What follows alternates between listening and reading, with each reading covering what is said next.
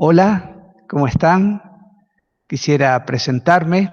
Soy el padre Hugo Massimino, pertenezco a la familia de los cooperadores parroquiales de Cristo Rey y quisiera compartirles con ustedes algo que a mí me ayuda, me ha ayudado, me ayuda y seguramente me seguirá ayudando y seguramente también les podrá ayudar a ustedes.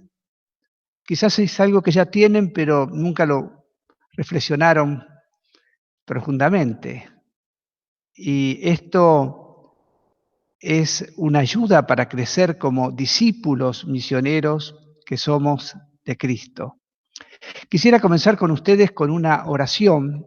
Es una oración para pedir la sabiduría, una oración que hizo Salomón y está recogida en el capítulo 9 del libro de la sabiduría. Así que si quieren cerrar los ojos y abrir el corazón y hacer suya esta oración, que es justamente pedir la sabiduría, el discernimiento, la capacidad de discernir a Dios y que tanto le agradó a Dios que le haya pedido esto Salomón, y no riquezas, no vencer en las batallas, sino la sabiduría. Y Dios, junto a la sabiduría, le dio los dones. De los padres y Señor misericordioso, que hiciste todas las cosas con tu palabra y con tu sabiduría más para que dominara a los seres que tú creaste, para que gobernara el mundo con santidad y justicia e hiciera justicia con rectitud de espíritu. Dame la sabiduría que comparte tu trono y no me de tus hijos, porque yo soy tu servidor y el hijo de tu servidora, breve, vida efímera, capacidad para comprender el derecho y las leyes. Y aunque alguien sea perfecto en los hombres, sin la sabiduría que proviene de ti será tenido por nada. Contigo está esta sabiduría que conoce tus obras y estaba presente cuando tú hacías el mundo. Ella sabe lo que es agradable a tus ojos y lo que es conforme a tus mandamientos. Envíala desde los santos cielos, mándala desde tu trono glorioso, para que ella trabaje a mi lado y yo conozca lo que es de tu agrado. Y así ella, que lo sabe y lo comprende todo, me guiará atinadamente en mis empresas. Entonces mis obras te agradarán. Yo gobernaré a tu pueblo con justicia y seré digno del trono de mi Padre. A María le vamos a pedir también su ayuda, porque ella vivió desde la sabiduría de Dios. María, sede de la sabiduría, ruega por nosotros. San Ignacio de Loyola, ruega por nosotros. Quisiera comenzar esta charla presentándoles un power que servirá como pórtico, como introducción. Quisiera que vieran algo que a mí me ha impresionado cuando escuché de qué se trata. No sé si alguna vez vieron este, podríamos decir, árbol un poco raro. Alguien suele decir, bueno, es una caña. No, este es un árbol. Es un árbol y fíjense ahí el árbol crecido.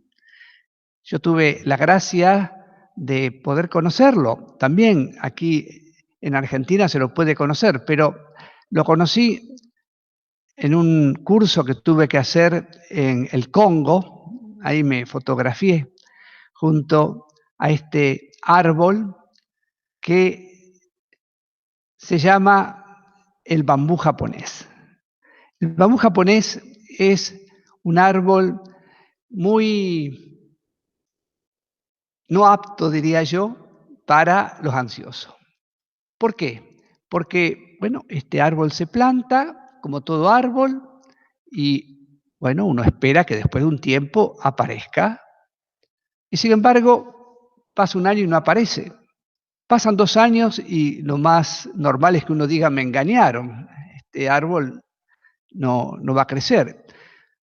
Y así pasan 3, 4 años, y la sorpresa es que después del sexto año aparece este árbol, y este árbol en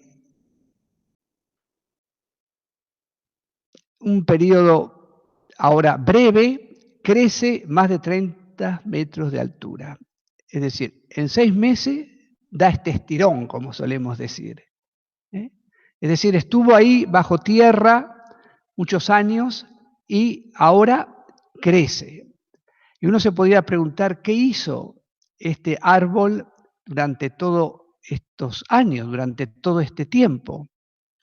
Es una pregunta que tendríamos que estar dispuestos a responderla, y seguramente tenés la respuesta. Te la dejo para que te la digas en el corazón. Bueno, este año es el momento de verlo, pero han pasado 6, 7 años echando raíces. Echando raíces, y entonces sí se lo puede ver. Y estas raíces hace que este árbol tenga una consistencia especial.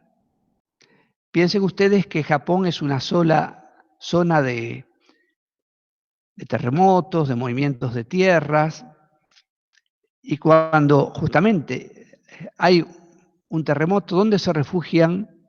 Debajo de un bambú japonés. ¿Por qué?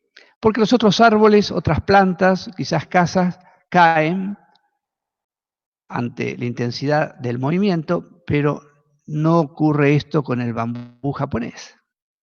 ¿Y cuál será la causa de esto?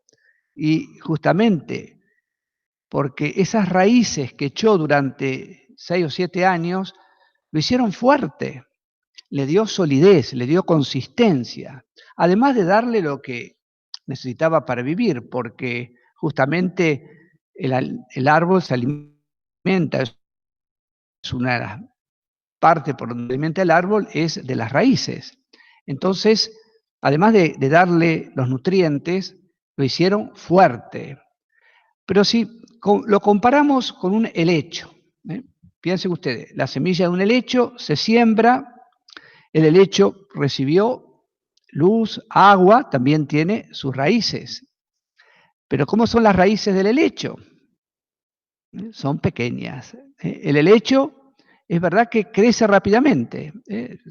Se lo planta y crece tan rápidamente que uno ve enseguida el verde que cubre el suelo, ese verde brillante que tiene el helecho y que cubre el suelo. Este helecho en el segundo año todavía crece más brillante y abundante, es decir, se esparce allí donde está. Pero ¿cómo es la consistencia de este helecho? No tiene consistencia. ¿Por qué no tiene consistencia? Y ustedes tendrán la respuesta, ¿no es cierto?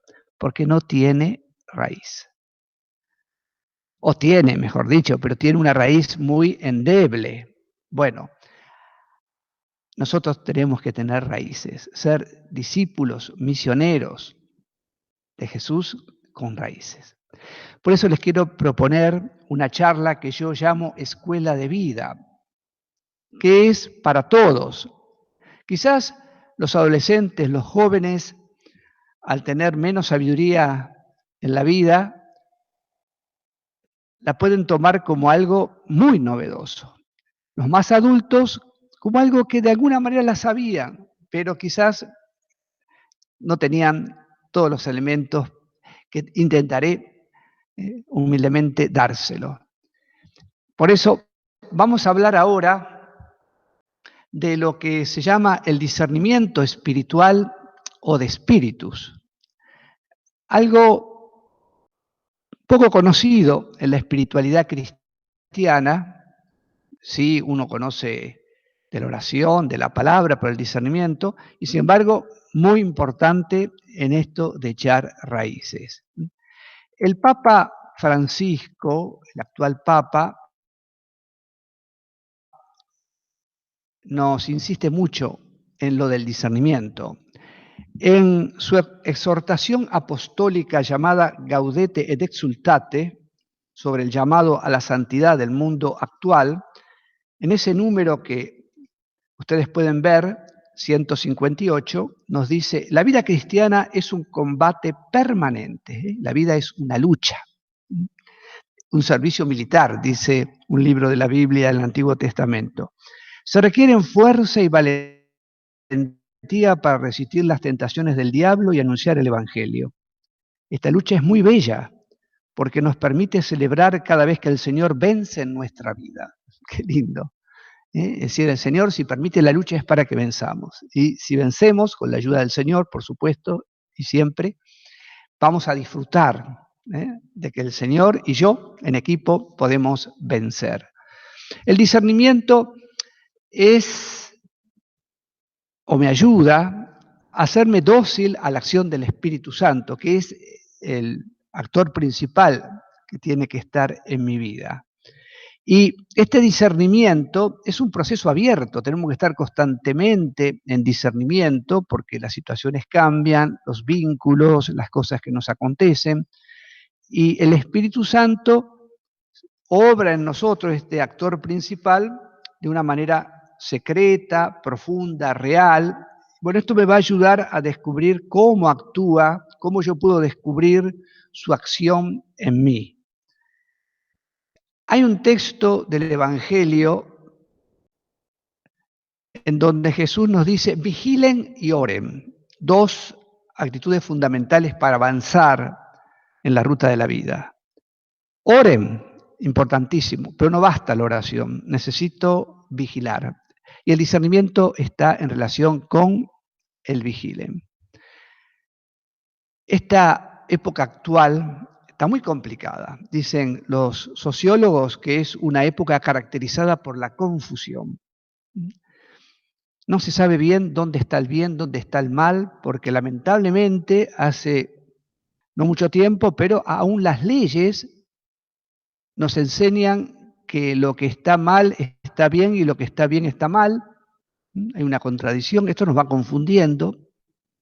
Hace 40 años atrás las cosas estaban como más claras, había normas morales, pero ahora no se sabe muy bien. Hay una confusión, los medios de comunicación a veces en esto no nos ayudan.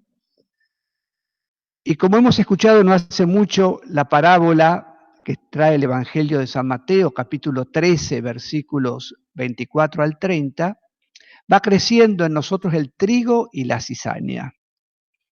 Quizás ahora hay mucha cizaña. ¿Ustedes vieron alguna vez la cizaña? Yo no. Pero según me han dicho, es muy parecida al trigo. Esta planta va creciendo, pero cuando llega a la madurez, ahí se ve la diferencia, porque el trigo tiene granos, la cizaña no ha dado nada. Es decir, usufructúa de la tierra, quizás se la abonó y después no da nada. Bueno, esto es si dejamos crecer la cizaña en nosotros, porque nosotros se da una mezcla de trigo y cizaña. Tenemos que nosotros aprender a discernir. El Papa, en esta misma exhortación, justamente en el número 167 y número 168, nos va a decir, hoy día el hábito del discernimiento se ha vuelto particularmente necesario, porque la vida actual ofrece enormes posibilidades de acción y de distracción, y el mundo las presenta como si fueran todas válidas y buenas. Pero todos, especialmente los jóvenes, están expuestos a un zapping constante, nos dice el Papa. Sin la sabiduría del discernimiento podemos convertirnos fácilmente en marionetas a merced de las tendencias del momento. ¿Dónde va Vicente? ¿Dónde va la gente? Es decir, nos va llevando y nosotros creemos que somos los vivos, los libres y somos arrastrados por la sociedad de consumo, la sociedad hedonista. Por eso dice, esto resulta especialmente importante cuando aparece una novedad en la propia vida y entonces hay que discernir si es el vino nuevo que viene de Dios o es la novedad engañosa del espíritu del mundo o del espíritu del diablo. En otras ocasiones, sigue diciendo el Papa, sucede lo contrario, porque las fuerzas del mal nos inducen a no cambiar, a dejar las cosas como están, a optar por el inmovilismo o la rigidez. Entonces, impedimos que actúe el soplo del Espíritu. Bueno, ahí están las motivaciones por la cual, como dice San Pablo, examinen todo, quédense con lo bueno. Y es lo que les propongo hacer a través de estas charlas. Porque el discernimiento es necesario, sobre todo para tomar decisiones de vida vital justas. ¿Qué tengo que hacer con mi vida? Opciones importantes, opciones en la vocación, opciones en la profesión, opciones en la vida familiar. Es decir, ¿qué vocación me llama el Señor? ¿Tengo que casarme con esta mujer, con este hombre? ¿Tenemos que tener estos hijos, más, menos? ¿Tengo que aceptar este trabajo? ¿Tengo que irme del país porque la empresa me lo propone? Bueno, necesitamos estas opciones, hacerlas con discernimiento. Y bueno, la voluntad de Dios no es algo estático, que se me dio y ya está. No. La voluntad de Dios no es algo estático, prefijado. Yo tengo que ir descubriéndola y asumiéndola, adhiriéndome a ella. ¿Sí? Y cada día tenemos nuevas situaciones para discernir. Como digo, no es fácil. Y sin embargo, tenemos que buscar. San Ignacio de Loyola terminaba sus cartas como con una firma, poniendo que tenemos que sentir internamente la voluntad de Dios y cumplirla enteramente. Sentirla, vamos a ver que la voluntad de Dios se siente para poder adherir a ella, porque ahí está nuestro camino, ahí está la felicidad para nosotros. Y no es fácil, porque justamente está la cizaña. Decía el gran escritor ruso del siglo XIX, Dostoyevsky, el problema fundamental del hombre es mentirse a sí mismo. Bueno, esto me gusta, no me pongo a ver si está bien o mal, justifico de que está bien y lo hago. Esto no me gusta y creo mecanismos de negación y sé que la voluntad de Dios va por ahí, pero no. Entonces, el peligro de engañarnos a nosotros mismos. Entonces, ¿qué es discernir? Discernir, dicho esto de una manera sencilla, es distinguir, diferenciar la voluntad de Dios y decidirnos por ella, es distinguir, cribar la voluntad de Dios y decidirnos. Esta voluntad de Dios que si la buscamos con sinceridad, Dios me la manifiesta en la paz. Vamos a ver qué es lo que pasa en nosotros y que hace que no siempre podamos ver bien la voluntad de Dios. Les pregunto, ¿cómo crece una persona? ¿Cómo crecemos nosotros? ¿Cómo nos gustaría crecer? Normalmente nos gustaría crecer, les pongo un gráfico, es decir, con una niña en directa creciendo, siempre para más, siempre mejor, en todos los ámbitos. El ámbito físico, el ámbito psicológico, el ámbito espiritual, el ámbito relacional, y sin embargo no es así. ¿Por qué? Porque muchas cosas van entrando en nuestra vida. Por eso les pongo un power que les puedo decir cómo junto al trigo también se siembra la cizaña. se llama Valores del siglo XXI. Miren el padre cómo le está enseñando al hijo, que son las piernas con las cuales tenemos que caminar, el cerebro, cómo tenemos que relacionarlo a través de los celulares, solamente la cultura, el hedonismo, la autorreferencialidad, cómo los valores, los ideales están considerados como basura y lo peor, que Dios es el dinero. Y lo que dice el Padre, es importante que desde pequeño aprenda bien cómo es esto. A ver si puedo sacar la música para que podamos seguir hablando. Si no, sacamos el power y lo ponemos de nuevo. Siempre me pasa esto. Entonces, este crecer como persona hace que tenga su técnica. Y es lo que vamos a intentar de alguna manera explicar. Es decir, cómo en la vida yo crezco. No, esto es así. No, es así. Hay que sacar. Ahí está acá y ya está. Ya ahora, ya está. Ahora ya. La música porque tiene la copia así. Ya está.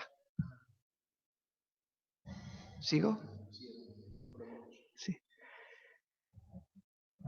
¿Cuál es el proyecto para ser hombre? Esto es importante. ¿Cómo se crece en la vida? Como les decía, esto tiene su técnica. Miren cómo crecemos nosotros. No así como nos gustaría, sino que el crecimiento se da con altos y bajos. Esto es lo que le quiero representar. El crecimiento se da con altos y bajos, y esto es lo que a veces no entendemos y necesitamos comprenderlo. Es decir, el crecimiento de una persona se pasa por un doble proceso. ¿No les pasa a ustedes que durante un día o durante el mismo día, quizás en esto de la pandemia se ha visto con más claridad, que uno está lleno de alegría, en paz, diría yo, con cara de sol radiante, pero a lo mejor en el mismo día o al día siguiente tenemos cara de sapo viudo. Es decir, cambian las cosas y no sabemos por qué. Nos habíamos despertado bien, ahora estamos mal. O al revés, nos despertamos mal, ahora estamos bien, y así se da en el día o en la semana. Bueno, este doble proceso tenemos que entenderlo. Todos pasamos por periodos o por días o por momentos de alegría, pero después te viene la tristeza. Y así podríamos ir poniendo nombre. Hay periodos donde te resulta fácil vivir, pero otros periodos te resulta difícil. Parece que todas las dificultades se te vienen encima y te resulta difícil vivir o sobrevivir. Periodos donde tenemos y experimentamos fuerza para ir adelante, pero pasamos también por situaciones de debilidad, nos sentimos realmente flacos, débiles en nuestra voluntad, en nuestra capacidad de decidir. Experimentamos el ánimo y después experimentamos así el desánimo. Hoy se utilizan otros términos. O esta persona está con buena onda, esta persona está con mala onda. Y así podríamos seguir poniendo términos. También se habla que estoy eufórico o esta persona está eufórica y lo contrario, estoy con la depre o está con la depre. Estas personas no es que estén enfermas, puede ser que haya una euforia, una depresión que sea patológica. Aquí nos referimos a los casos normales, como vos, como yo, me parece, pero como se puede entender mal, la vamos a sacar, ya nos queda bien todas estas. ¿Te pasa esto? A ver, ¿te pasa esto? Mira, si no te pasa este movimiento, es que algo está mal en tu vida. porque lo bueno es que te pase este alto y bajo en tu vida. ¿Por qué? Porque hay un desarrollo cíclico en nuestra vida. Esto, en nuestra simple vida física, hay un tono moral que marca una buena o mala onda en el plano humano. Y esto nos desconcierta. Y miren, la madurez consiste en que yo tenga la capacidad de vivir en paz este alto y bajo en mi vida. Cuando yo consigo, aunque me afecta, aunque me toca, pero yo sigo adelante, es decir, en esos altos y bajos yo sigo caminando. Esto es lo que yo necesito aprender. Y no me dejo arrastrar. Si voy al río Paraná y tiro un corcho, el corcho va para arriba, para abajo, se deja arrastrar por las olas. Yo tampoco me puedo dejar arrastrar por los altos y los bajos, por la alegría y la tristeza. Una persona sincera, hoy está esto desvirtuado. Se suele decir una persona sincera es cuando hace lo que siente. Tenés que ser sincera, hacer lo que sentís. Esto es un error garrafal. Esto lleva a una pendiente, tiene fatales consecuencias. La sinceridad no consiste en hacer lo que se siente, la sinceridad consiste en hacer lo que uno sabe que debe hacer. Esto es la sinceridad. Hacer lo que yo sé, no solamente lo que siento, sino lo que sé, y decido, porque yo soy un ser humano inteligente, se supone. Entonces, hay un desarrollo cíclico también en la parte espiritual. Nada más que tiene otros nombres. San Ignacio de Loyola le dio a este sentirme bien en la vida espiritual el nombre de consolación espiritual. ¿Cuándo uno está consolado? A ver, para ubicar. Cuando uno se experimenta amado, amada por Dios, hasta sensiblemente, experimento que Dios es mi Padre, que está cerca, puedo amar a los demás, me quiero a mí mismo, y me siento libre de las cosas, puedo decir sí y puedo decir no, un fuerte impulso hacia el bien, hay un cierto gozo interior, eso se llama consolación espiritual en la vida espiritual y que no equivale a la euforia pasajera. La euforia se provoca. Si uno se toma un litro de cerveza, va a estar muy contento, fruto por algo. Pero la consolación es un don de Dios. Él me la regala cuando quiere, como quiere, para ayudarme en mi caminar. Y cuando uno pasa el bajón en la vida espiritual, eso se llama desolación espiritual. Desolación espiritual es todo lo contrario. Cuando uno en la vida espiritual experimenta tibieza,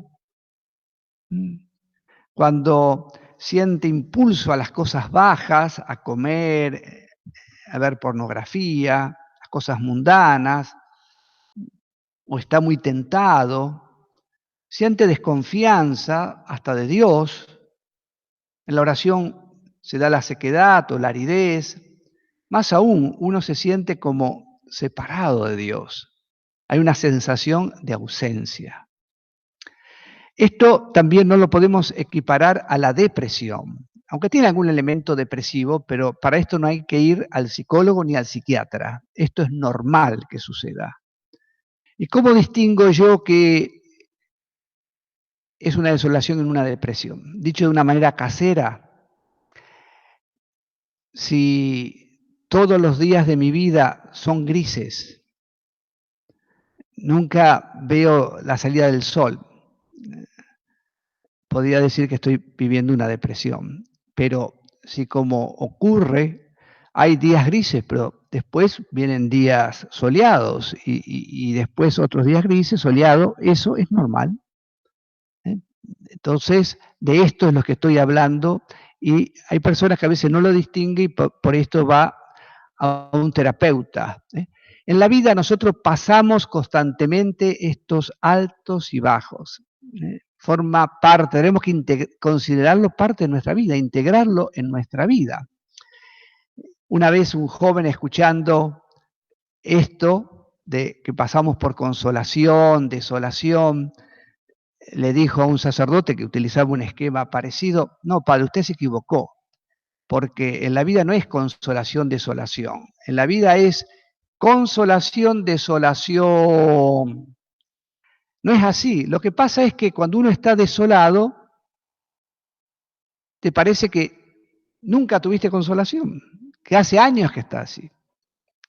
Y a lo mejor el día de ayer estabas consolado, porque la desolación se hace larga, se hace difícil. Entonces, necesitamos comprendernos. Y miren, esto se da en la naturaleza. ¿Cómo y cuándo crece una planta? Una planta cualquiera. ¿Cuándo crece una planta? Sí, la planta crece de noche. Durante el día, la planta hace la fotosíntesis, se alimenta, pero el crecimiento se da durante la noche. ¿Cómo crece un árbol? Un árbol crece gracias al verano y al invierno. En el verano desarrolla las ramas, las hojas, los frutos, pero en el invierno el árbol se consolida, toma consistencia. Por eso los árboles en nuestros países tienen consistencia. ¿Por qué? Porque pasan las dos grandes estaciones. Pasan las dos grandes estaciones y en cambio en las zonas tropicales las plantas que no tienen el invierno no tienen consistencia. Se bambolean de un lado para otro y se quiebran con más facilidad.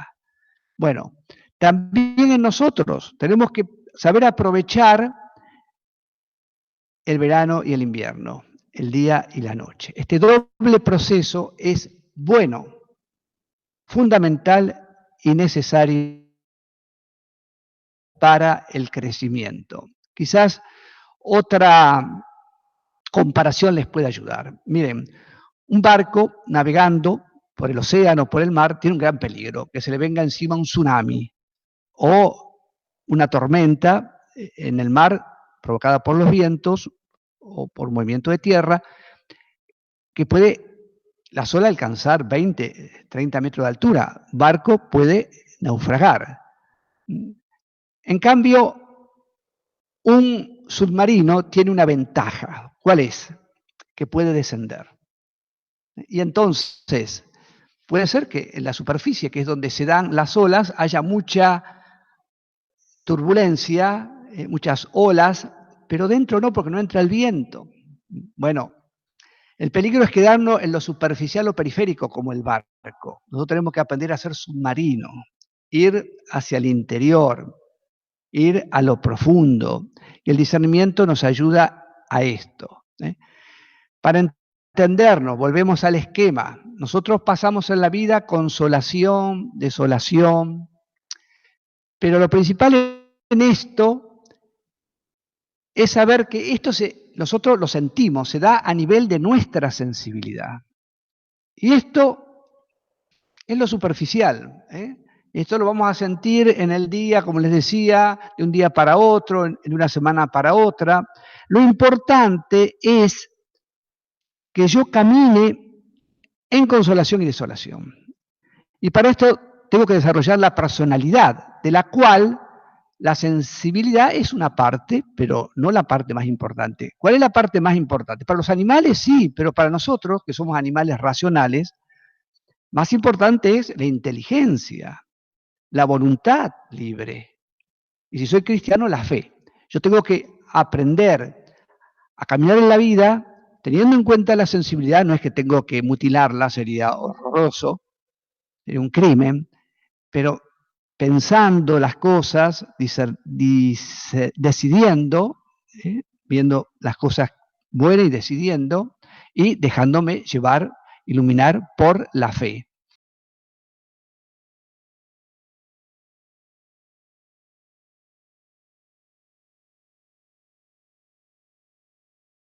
En la vida nosotros necesitamos madurar. Madurar es un paso decisivo en la vida. Es cuando uno madura en la vida. Uno madura en la vida cuando pasa del hacer las cosas, vivirlas porque siento ganas, porque yo siento ganas, porque me siento bien, al quiero. Quiero porque sé que esto es algo que lo quiere Dios, o me doy cuenta que sí, es algo razonable, algo que tengo que hacer, es un compromiso. Entonces, esto es importante, llegar a esa madurez. Y justamente en la juventud es cuando uno tiene que dar el paso hacia la madurez, pero esa madurez tiene que mantenerse. Y hoy hay cosas que todo lo contrario, nos va como quitando la madurez, tenemos que tener cuidado. Les doy algunos ejemplos. Cuando uno es maduro, cuando uno dice, voy a misa porque sé que Dios quiere que yo participe los domingos en misa, y no porque tengo ganas de ir o no tengo, ahora me siento bien, ahora me siento mal. Cuando uno es maduro, cuando uno lee la palabra de Dios u ora, porque sabe que tiene que nutrirse, que tiene que comunicarse con Dios, y no solamente porque lo siento o no lo siento. Es decir, no es que niegue los sentimientos, pero voy más allá, justamente porque Dios me ha dotado de inteligencia, de voluntad libre, porque me regala la fe, y entonces esto es importante, llegar a dar ese paso. Piensen ustedes en cosas de la vida. Yo pienso, si yo hubiese ido a estudiar cuando tenía gana, a mí siempre me gustó más las vacaciones que el tiempo de estudio. Pero bueno, cuando era niño, mis padres me decían, tenés que ir sí o sí. Y bueno, y uno iba hasta que tomó el hábito. Y después uno, bueno, va asumiendo que sí, que uno tiene que después hacer la secundaria, cursar la secundaria, que tiene que ir dando pasos, porque tiene que forjarse un futuro. Y uno, a mí me pasó, el hecho de tener que ir con ganas o sin gana, con frío, con calor, bueno, ir, porque sabía que era algo importante para mí. Si mi padre hubiese ido a trabajar solamente cuando tenía gana, nos hubiésemos muerto de hambre. Yo lo vi a mi padre irse a trabajar con dolores, enfermo, lo vi irse a trabajar teniendo ganas, no teniendo ganas, lloviendo, con frío, tal vez le hubiese gustado quedarse en casa, en familia. No, fue porque sabía que la familia tenía que comer. Entonces ese quiero indica madurez y tenemos que dar el paso hacia eso. Saber tomar decisiones teniendo en cuenta lo que siento, pero ir más allá, lo que yo veo que realmente forma parte de algo importante para mí o lo que Dios me pide. Vamos a aplicar esto al tema del amor, porque uno alcanza la felicidad que se puede alcanzar en esta tierra cuando ama. Y en esto del amor, uno también va pasando estas fluctuaciones. Y muchas veces por no saberlas, uno arruina la vida. Hay una etapa muy importante para el amor, que es una etapa previa, que es el enamoramiento. El enamoramiento es algo importante, pero no es el amor. Y no tenemos que confundirla. En el enamoramiento hay mucha sensibilidad dando vuelta. Entonces, hay química con la chica que me gusta o con, si soy una chica, con el varón que me gusta. Entonces, la veo y ya mi corazón comienza a palpitar o en casa imagino un encuentro con ella y uno se siente como que está en la playa, serena con ella, no sé. Bueno, hay todo un movimiento a nivel de la sensibilidad. Pero si uno tomaría decisiones allí y no hubiese tenido el tiempo suficiente para llegar al amor, ¿qué pasa? Y fácilmente iría al fracaso. Si yo aquí me caso o me junto, porque tengo mucha sensibilidad hacia esta chica o hacia ese chico, si soy una chica, o me consagro a Dios. Es ley de vida que vendrá después ese bajón. Entonces, ¿qué hago cuando venga ese bajón? ¿Me descaso o me desjunto o abandono el compromiso asumido?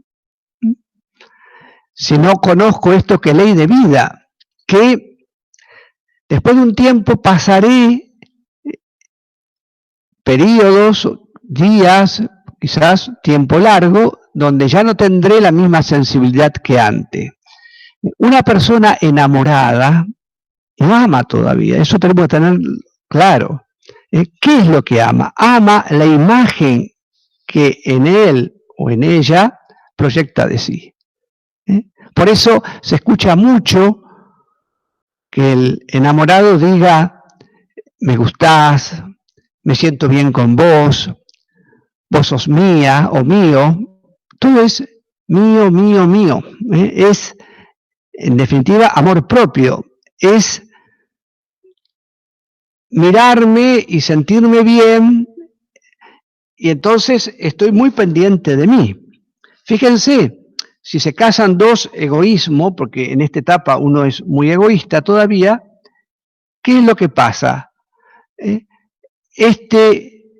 Yo quiero, pero para mí, ¿a qué me lleva? A la guerra, porque cada uno va a tirar para su lado, va a tirar para su lado. Bueno, esto es el estrago que está haciendo la cultura autorreferencial, de la cual el Papa Francisco habla mucho, ¿no? Esta posmodernidad que nos lleva a pensar excesivamente en nosotros, en cada uno en sí mismo. Entonces, el enamoramiento es el primer paso del amor, pero no es el amor. Es decir, yo tengo que llegar en este proceso de maduración al poder decir te amo. Yo soy para vos. Yo soy tuyo. Es decir, yo salgo de mí y veo a la otra persona como alguien más importante que yo. Entonces, cuando se unen dos te amo, es decir, uno que se da al otro, entonces, claro que se puede dar la unión y la paz, y no la guerra.